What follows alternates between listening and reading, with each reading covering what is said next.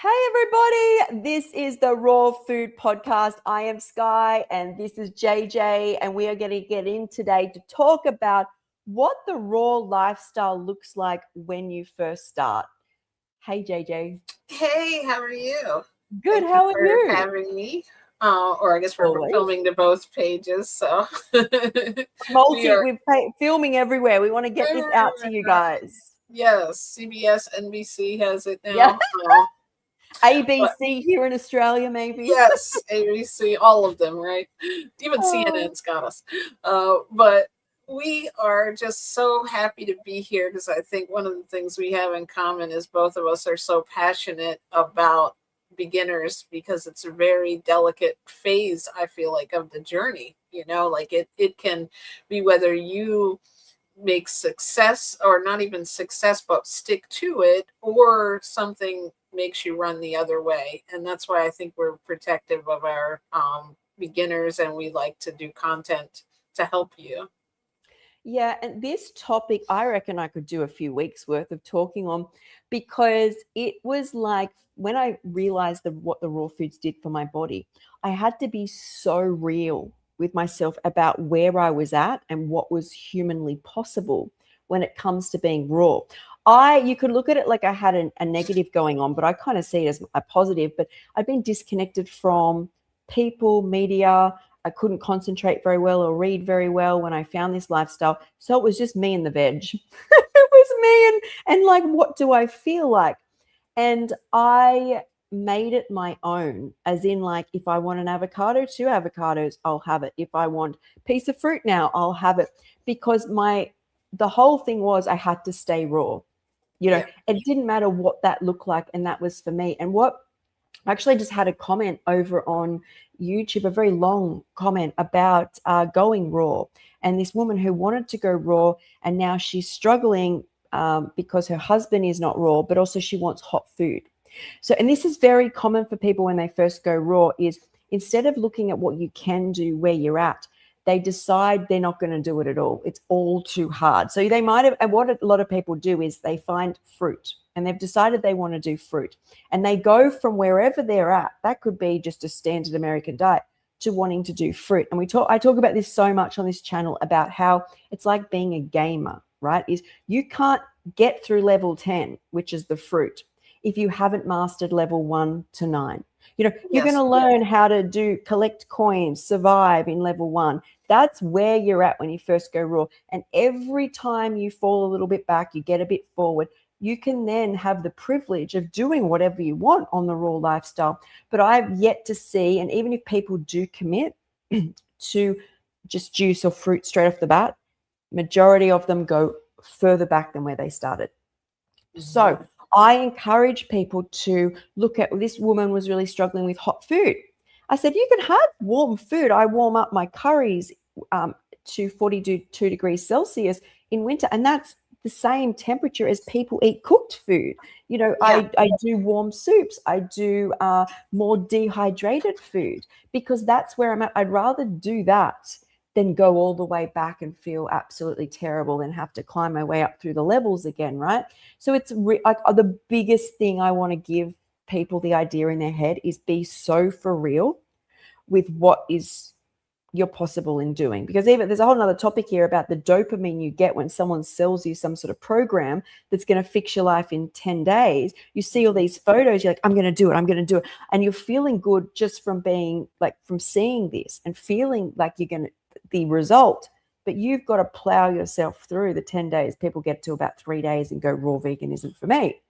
So they're just some points. But the biggest thing I want to first say is you have to work out exactly where you are. And it might be being vegetarian for 3 to 4 weeks, learning how to cut out processed food and animal meats, and then cut out the byproducts. And like, you do not do wrong by learning how to be at some level of healing.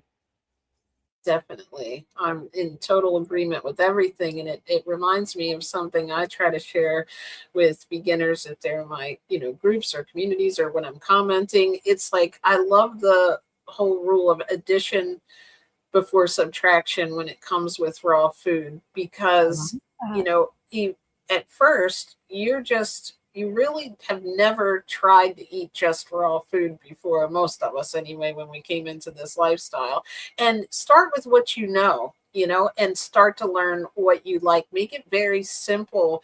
And that's the approach that I took by mistake, because I didn't know that there were these beautiful raw recipes. I didn't know that you could use a dehydrator. I had no idea when I first went raw. I thought raw is a salad. So I just wanted to eat as big of a salad as I could every time I was eating, right? So it started like that. And then, I said, oh, I'm still kind of hungry, because of course I'm used to these dense foods, but I knew instinctively, or at least I had always heard, you shouldn't eat a lot of, I had been on low fat diets, right? So of course my first intention wasn't to think that I could have fat. But then I realized, hey, that's okay. Nuts can be something you can eat on a raw diet. So when I was still hungry, I would add nuts to the salad. And then I ended up finding that avocado could help fill me up if I needed to. And then so most of my food ended up being like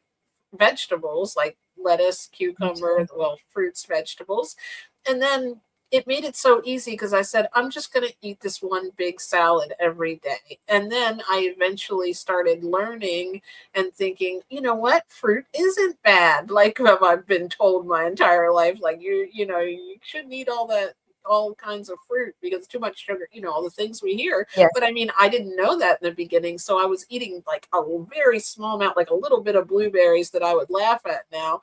And then I realized, oh, I can have fruit. So I start, like, whenever beginners come to me, I always tell them, the way that I do it is I eat fruit at lunch when I'm hungry, or something raw.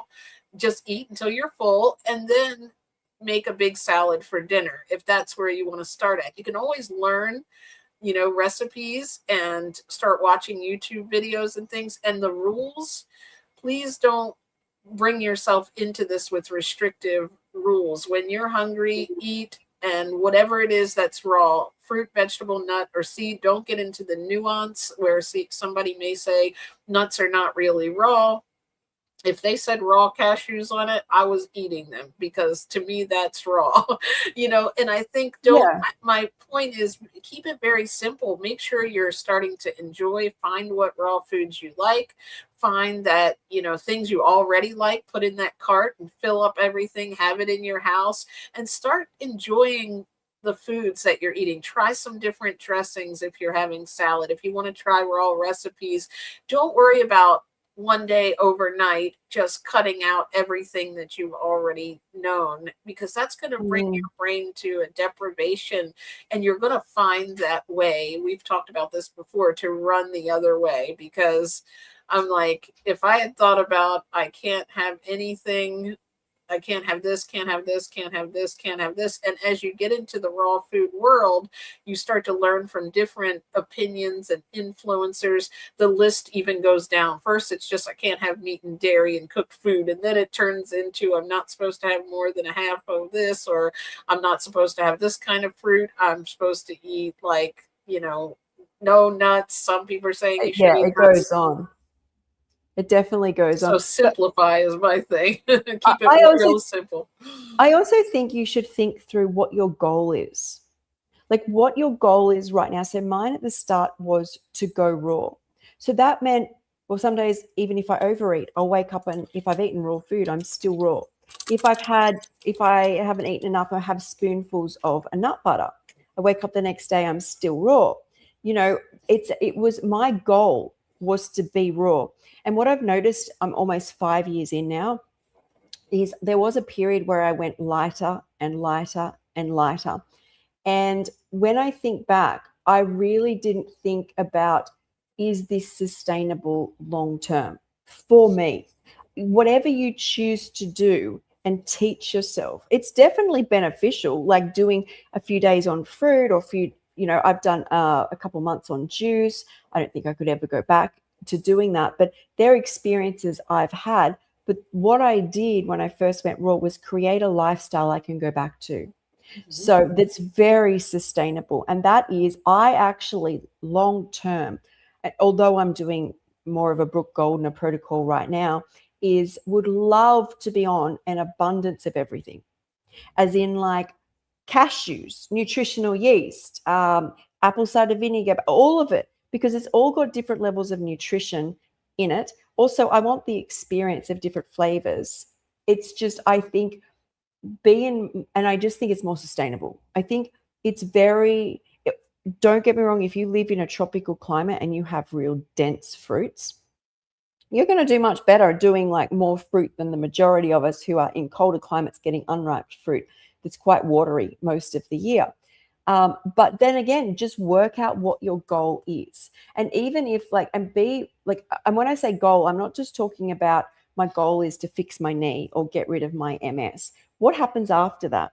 Are you going to go back to the diet that you used to be on? Are you going to find middle ground? You're better off first off starting to get to close around to the middle ground, or at least if you go on some sort of protocol and you default back, learn how to do the diet that you're going to go back to. So just say you do want to do like a Brooke Goldner protocol, where you're doing like higher omega-3s and you're not having other nuts and seeds. If you cheat on that diet, right, you're better off going a few steps back than all the way back. You know what I mean? Like, it's because a lot of people go, it's all too hard, I can't do it. You're better off having a scoop of cashew butter or a couple sweet potatoes or a bowl of quinoa or whatever, and the next day wake up and just get back on. It will be less harmful, and especially for your mindset as well. Like, it was so important for me when I first got on. I'm like, eat whatever you want as long as it's not cooked. There was no rules. I'm like, if you can do that, Skye, you're my hero. I used to actually think you're beyond a superhero. How does somebody go from having alcohol and cigarettes and vaping and just being homeless, and all of a sudden now you just eat? Though I was trying to do mostly whole foods, but cooked. I just think raw food is on just a completely different planet than like every other diet. Like, I think if you can do it, like, it's not easy. Absolutely. So if it's chaotic at the start, that's okay, because it's not easy. Yes, thank you for joining, Carl. And I wanted to say there's a couple of things here that I thought of while you were talking. One of the things is have fun. I think Yes. if you want later on to do a detox and things like that, I think it's perfectly like awesome if you could, if you want to do that. But I would say start with learning to love the diet and starting to share, like if you have a people that you can share your food with and how you enjoy it, start seeing the tastes and textures, start slowly learning about the health benefits of raw food before you go into any kind of detailed of what you want to have and what ratios, because like Skye said, that's part of the trial and error. And don't look at it if you have a day where you didn't follow a raw diet, or like you said, maybe you had trying to eat low fat, let's just say, and you did have a higher fat meal, or let's say that you went and had cooked food.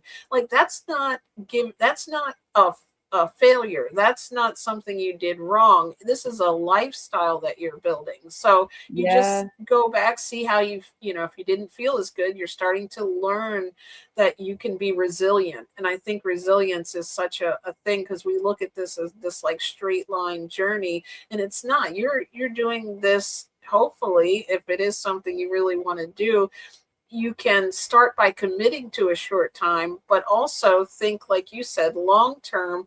We're trying to find something you like to do. So if you're not having fun with it and you're not enjoying and learning to love raw food, that is not, you're not going to want to do something forever that you don't enjoy.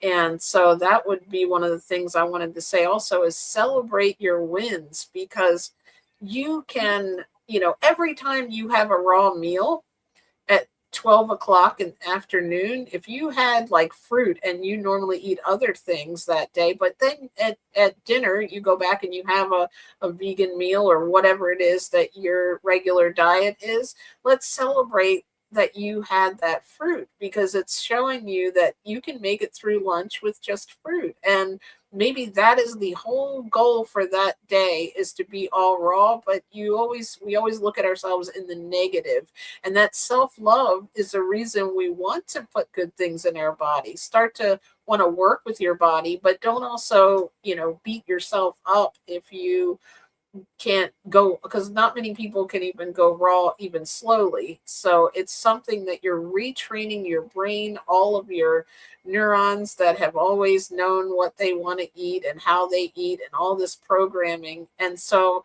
each time you tell yourself, I did something good, that's going to make you want to do that again, more than feeling bad about one meal that you didn't eat that you committed to. And I think let's talk about what started all this. And that is that the start of a raw vegan journey is not going to be like it is at 5 years in. Like you have to remember that when you make these choices, like especially when things come up and you're like, this is so hard, I'm so overwhelmed, I can't do this. There's actually a part of the brain, I can't remember what it's called. It's actually a name which is hard to pronounce, right in the center. I think it is in the hippocampus of the brain. And I think Andrew Huberman was talking to, he's a long distance, I can't think of his name right now. He's very, McGoggins, someone Oh, McGoggins. yeah, I've heard of him. Groggins or Keith or Ken So, or he's someone in something. the comments can tell us. He does like 24 hours running. He's done like, he was like an Army Marine, might have even been Black Ops. He's like really incredible. And these people push through pain to build themselves, right? Anyway, Andrew Huberman was saying there's studies now that say there's a certain part of the brain, maybe it's in the singular cortex in the middle, but that they notice in people who have had who have done things differently in life, who have overcome adversity, who have become very successful, that strengthens every time you say yes when your brain says no. So you can imagine, I think is it Andrew McGoggins or someone? I'll look it up in a second. So he's running for like 24 hours, in America. You can imagine the talk in his brain and the pain that comes up. So this part restructures. Also, is indicative of how long a person lives. That this part of the brain becomes bigger. And it was new research. I think it was about a year ago. I say recently, but I think it was about a year ago this information came out. And it makes me think how when you David feel Goggins, thank David you. Goggins, We got the yay! answer from Thank gluten is you. poison over Gluten is here. poison. Yes. Okay. He's amazing. Like just very inspirational. Anybody who can achieve things that the average human can't, I feel we can learn off, right? But you kind of feel like that person when you go raw, and you should. So count every single win. Yeah. Every day you move forward, even if you're high raw, even if you end up having at the end of the day 3 scoops of cashew butter, it's not going to be the same as this in 2 years. It's not going to be as overwhelming. It's about how you get through and how you build that part of your brain. Thanks, Yeah, guys. it's like a Yeah, muscle. David You're Goggins. building that muscle, right? Yes, and that's so important. But just remind yourself when you feel like this is too much, I can't get it right, I feel like crap, and keep going. Keep going. Your brain is restructuring, and I promise when you turn around and look back, you keep remembering how much of a superhero you are. I feel like even with everything I overcame in my life when it comes to my health, going raw was one of the biggest achievements of my life, because for the first time, once I got onto the raw diet, I felt most of my life when I was sick, I was just, most of my life, even before I was sick, I'm just keeping my head above water. Life was like this treadmill where you're going from moment to moment, keeping your head above water. Once I went raw, I could actually feel my life moving forward. And that I'd never experienced before, to the point that 1 year raw, I had a party. Like they're like, do you want to do something? Because of, your 40th, you were kind of like alone. Plus it was COVID. And I'm like, 40th, I don't want a 40th. I want to celebrate the fact that I have eaten only raw food for a year. You Like, don't let's even look like you're party. 30 yet. What are you talking about? That's 40. right. I Come shouldn't give on. that away. But yeah, like, do you know what I mean? Like, what you're doing is going to feel very overwhelming, very different, very daunting. It will change over time, though. And I think that has to do also, like you said, the rewiring, all of the things that seem hard now aren't going to seem as hard later on. Making those choices become automatic, just like your old choices are right now, though, if you're starting out. So you have to give yourself that adjustment phase. And just because you may not, be able to do it in these long blocks of time doesn't mean you're not learning, and those things are just as important too, those learning experiences. And I what was I going to say here? Someone else had told us it was David Goggins Yes. too. Yes, you mentioned something that you were just talking about, and I'm going to start writing this down when I think of something, because by the time I was like, oh, I forgot that You talk quickly. too much. It's so much to say. No, it's not that you talk too much. You just say such good stuff that it's like I wanted to bounce Ah. off of something that you said earlier. But I think we were talking about that celebrating the wins. And what else did you just mention that made me think of that? The biggest point in that one was about how your raw diet isn't going to look the same in 5 years. And That's then what it was. yeah, Yes, it's so like different because you're going to be trying different things. Oh, and the clarity that you start to feel in your mind, I do feel like it gives you confidence as it you move does. on. Well, that's what this lifestyle does, right? That I have never experienced in other lifestyles is you feel so much better. Now, guided, there are people who say they don't feel better, and I would highly recommend that maybe you have jumped too high, too fast. Mhm. And because people are like, no, I want to go through detox. Now, just on the back of detox, and I've spoken about this before, what I do notice in the community and people I work with is actually people that come to me wanting to now create a lifestyle when they've become quite undernourished is there seems to be a period when you first start being raw where your body will allow you to clean, right? And I think Juicing Jules has given the good analogy. Well, she likes to go by Jules Bailey now, is that, and I used to say it about a car, cleaning a car, and she talks about a house. You go in, you want to clean up the house. So you take out the trash, you start cleaning the walls, you clean off the mold, you get rid of all the cockroaches. But all of a sudden, when do you know to stop? You keep going in, you'll start stripping the paint. Before you know it, the walls will start falling down. I like that analogy. I used to use it with cars. If you start cleaning a car, it'll look shiny. You keep going, you'll scratch that thing. You will Yeah. damage that thing. You will, and like that's the analogy of what the human body is. And what I do notice is people then get symptoms when they've cleaned their house too much, right? And that can just end up being a nutrient deficiency, dehydration, you've overstimulated an organ. And then a lot of the mindset of this community is you've got to dig deeper. You've got to go deeper. And what I've noticed is I think the max is probably 5 years in. Just say you get to 5 years of cleansing, but most people it's 2 to 3 years. People at that point who get symptoms that try to fix it with consistent water fasting, then dry fasting with her, like end up sicker. Okay, there is a period where you at the start you are cleaning. I see people do it all the time. They eat light and they find they let go of a lot, right? But it's that warning that when you get into it, that you've created a lifestyle which is giving you nutrients. And my biggest thing is about the world we live in. We need a lot of protection.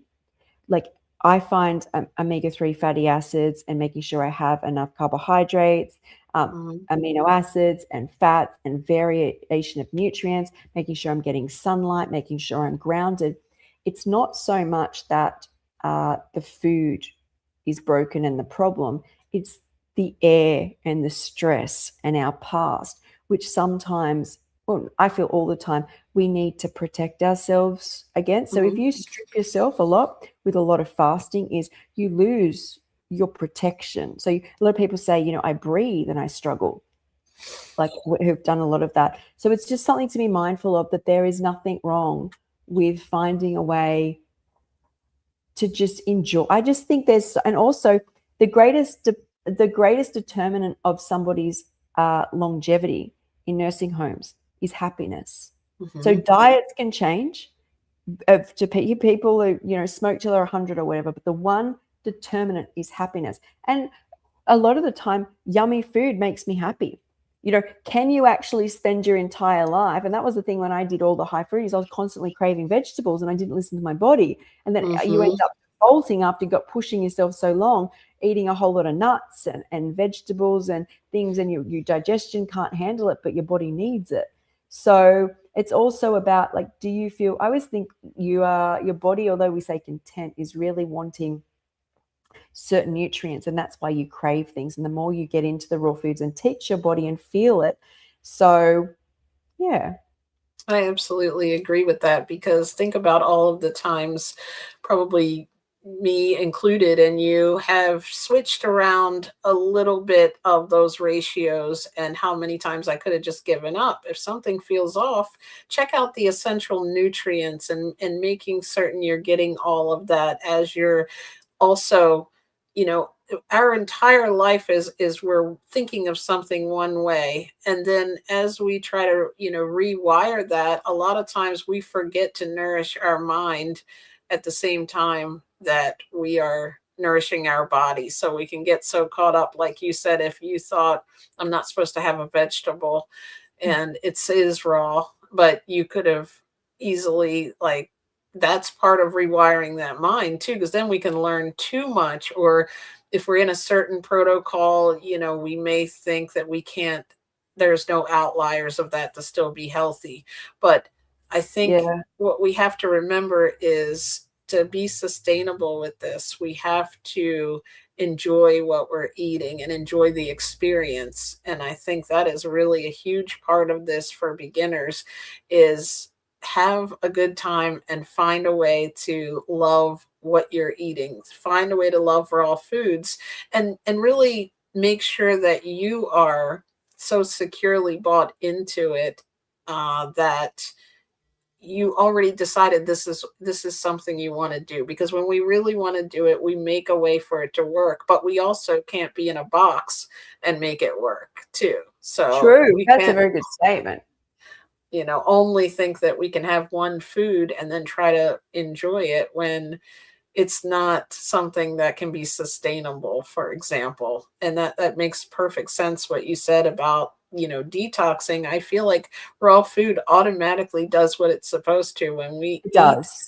it goes through our system and then it comes out. Like, that's the detox that's happening every day. And yes, there are more intense ways to do that with fasts and things like that, but it really, if you're someone who's tried this before and maybe after the detox you go back to eating the other way and can't sustain it, there's an alternative way, the way that I came into it to do it, that worked for me. So don't be afraid to try other methods of just eating how you would eat in the normal everyday life, but every time you reach for something, make sure it's fruit, vegetable, nut, or seed. And that really simplified it in my mind and made it so much easier, that it was just, okay, how am I getting through this meal, still achieving my goal, but finding ways to put these things together that I really truly enjoy.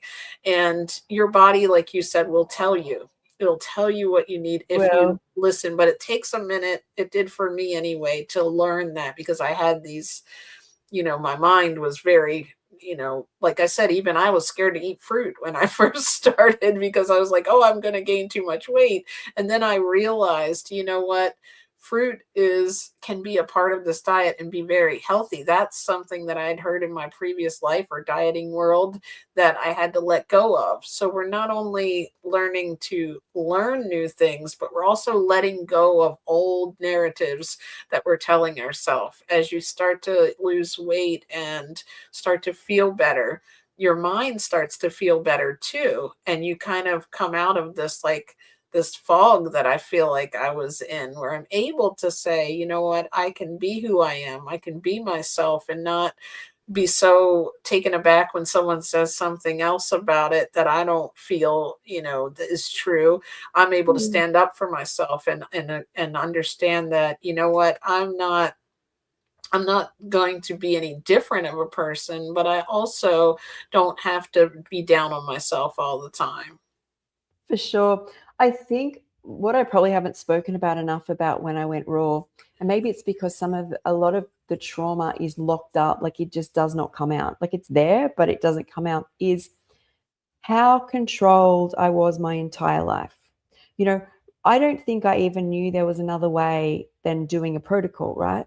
So Mhm. to come into, like, it's always a doctor or a surgeon or a nurse or a physio, or if you've been in psych units, you have no rights or controls. They might say you do, but you really don't. Right. Even when you're at school. So really, the whole what I think happens is when people come into this lifestyle is they're like, there's a protocol that they've got to stick to. And it's not their fault. It's just the fact that we've been controlled our entire life. I all of a sudden got to this point where I'm like, no one be telling me what to do. Yeah. If I want to eat a scoop of nut butter, I'll be eating my nut butter. And afterwards, create your own, right? I'll create my own. If I make a mistake, I'll learn and take a note, because the worst that really happens with raw foods is you bloat or you feel uncomfortable. It's not like you've had a chemical in your body and you're having this mass reaction and you've got to go to hospital. That is to say, if you have true allergies, I'm not saying go have mouthfuls of peanut butter, right? But use what you know about your body. And a very freeing fact is that nothing controls me anymore. And so when I do other protocols, I do. So as I said, I do very similar to Brooke Goldner's, but I'm quite happy to do juice. And when I'm missing a lot of organs that have been removed, including like the top part of my digestion. And I could say, that's why I do it. But in fact, everyone's had lives that are quite different. And who knows, you may find a way of doing something which absolutely peaks your body, your performance, your mental health. And it only is people who step outside the box, right? And that is, and you know what, you might learn that it bloats you. You might learn that you get a bit of an upset stomach. You might be someone who gets histamine issues and you get a rash, And I always think with the raw foods, I always find, especially with histamines, it's a bit up and down all the time. You don't know what's going to cause what. But the biggest factor and the most freeing thing is that it was just, I could have fresh food and no one be telling me what to do. Yes. As much I fresh was food loving that part of it. I'm free. I love that. It was so quick when this happened for me, but I just really started to love it. And I think it came from how I felt. I think that the freshness of it eventually, just like your taste buds change, your mindset is going to change too. The way that you think about those other foods later on down the line, they don't even smell good really anymore. There are times where you have cravings for certain textures, but some things, that's going to change. It's not going to always be as hard as it is when you first start out with this. You're going to start to find that raw food feels like your go-to, and then other stuff would be the exception. And you have to stay with it though while you're doing it. And like you said, find a way to get through that so that you're not feeling deprived.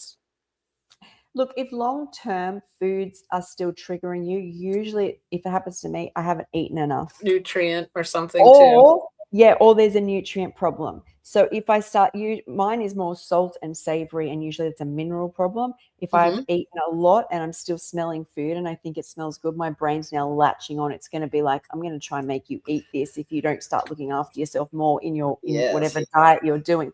The other thing to be mindful of, and I am going to do a live talk with Lisa about this, just because she's all up in this, and I'm really more regimented on it now. And that is, and I didn't do it at the start, and I still don't regret not doing it at the start, just because I needed to free myself.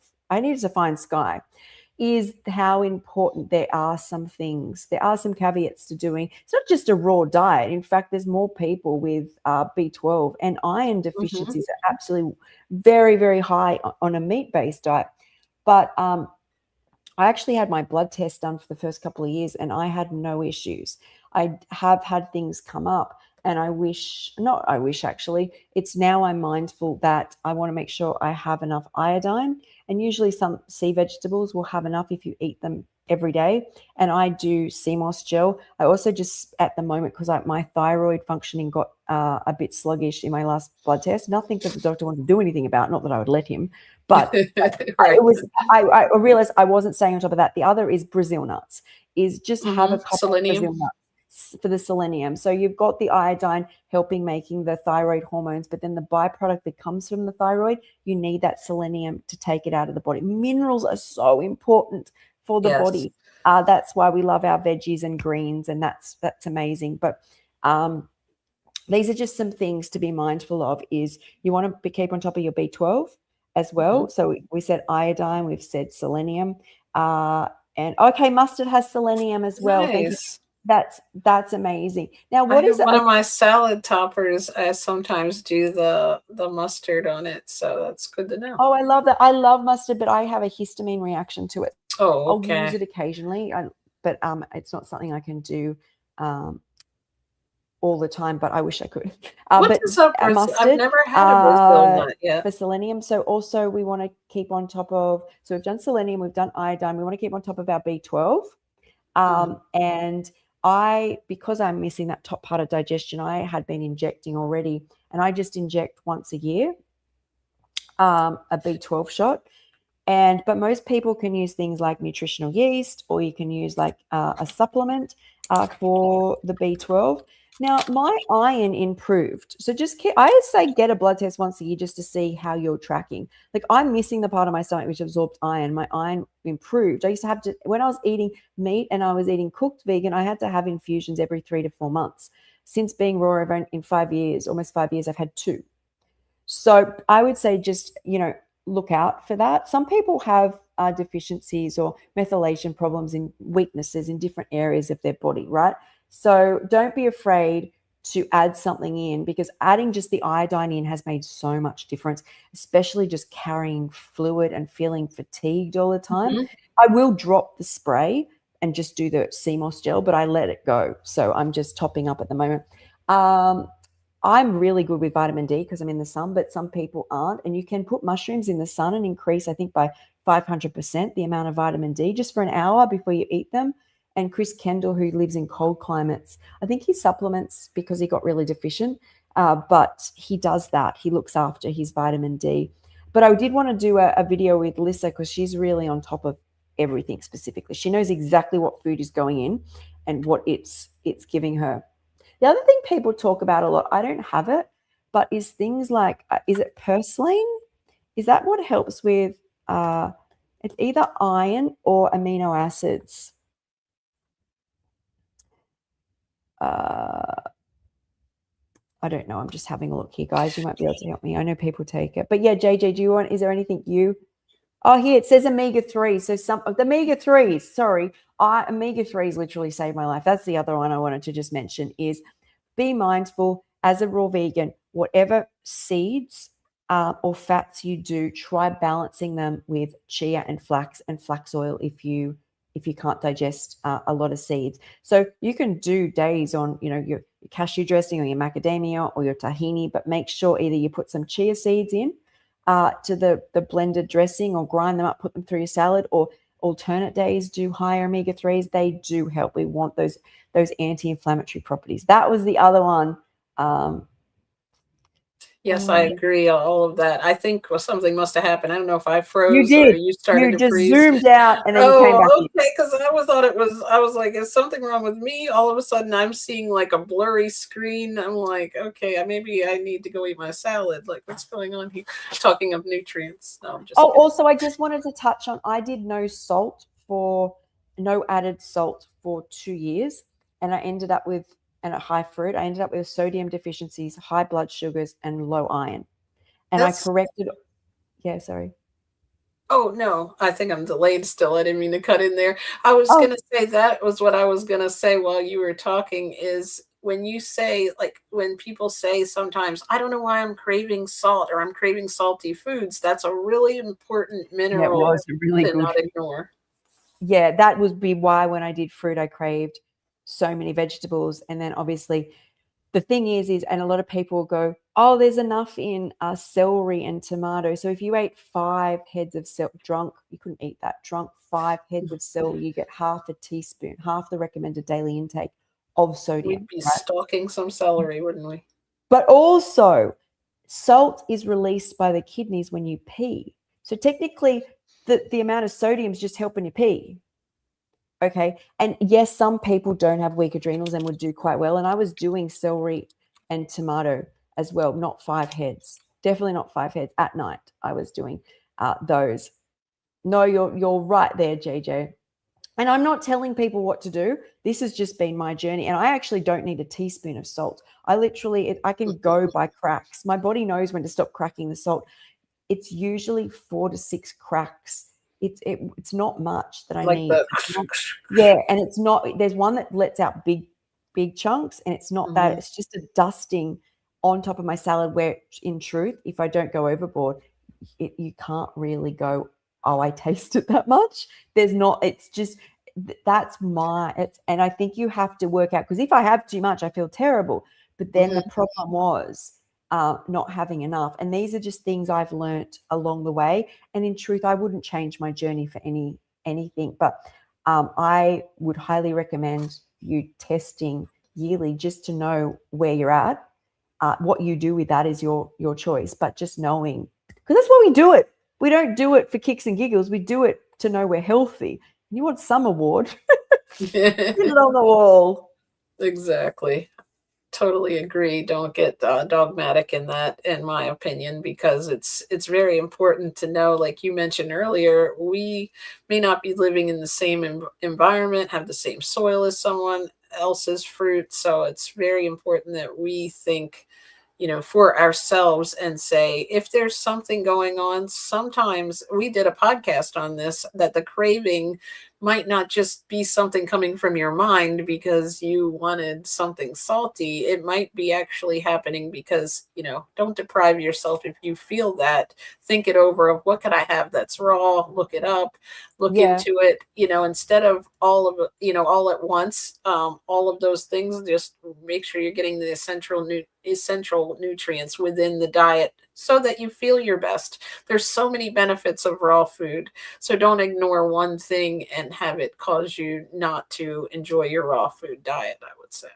Yeah, and technically all cravings are something the body needs. And I'll give you an example of this. Just say you've eaten a ton of ice cream, okay? And someone brings out you're literally full, you're stuffed, and someone brings out a raw, or just puts past you a pizza, you will more than likely almost feel kind of like nauseous because your body's full. It's cueing you not to go near it. But just say you haven't eaten all day and a pizza comes out. If you eat that pizza very quickly, you get a huge amount of calories, but you also get, and we're talking about a standard pizza here, you also get salt, which will hydrate the cell, whole lot of salt very quickly. The brain has that lodged in there. So the best thing to do is, when you crave, is I like to recreate recipes. That's just my hobby and my thing. Like if I've been craving pizza for a few days, I'll make one. We love that that's your hobby. Oh, I know, you guys, you reap the benefits. But that's what I do. But go through some things in your mind as to what you can do, even if it's you're in a dire situation. It's some veggie sticks and some scoops of nut butter. If you can grab some fruit, do what makes you feel better, or something. If you are that, it's not for you. It's not for you to work out exactly what your body's telling you, because it could be anything that it's learnt that's in the pizza that you need. But go through a few things in your mind as to what you could eat. Do I feel like an ice cream? Do I feel like veggies and dip? Do I feel like a salad? And hopefully one of them will ping enough that you will get what you need in a healthier way. And that's all part of that brain retraining as well. But yeah, essentially, craving, as much as we like to banish them, we die without them, because it's basically the signals our body's giving us, because it needs something. And that could be as simple as calories. Quickly. Absolutely. I'm a little, some reason when you finish talking, I can still see your mouth moving, so I must be still delayed. So I was trying to, of the raw foods. My mouth just keeps moving.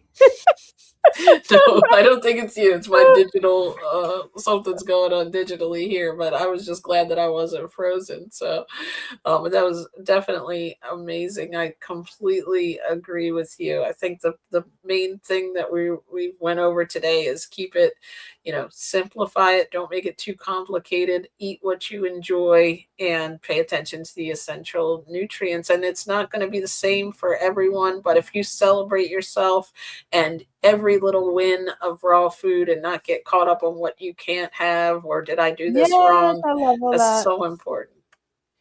Yes. Well, thank you, JJ. Yes, thank you. I appreciate it. I had fun again. Thank you, everyone. Dawn, J&J Video, Gluten, Anthony, thank you. Carl, thank you for popping in. I appreciate you all. And of course, Skye, for all your amazing wisdom and knowledge. Oh, it was so good to see you. And just a reminder, this afternoon. Oh, Neb. I forgot Neb. This afternoon for Australia time, so 4 p.m. in Australia, there's the Retreat podcast. We'll be talking about letting go of addictions and really finding yourself. And then after that, a couple hours later at 7 p.m. Australian time, 9 a.m. European time, there will be the Europe Christmas party. So, yeah. Bye. Thanks, JJ. Thank you. Have a great evening, everyone.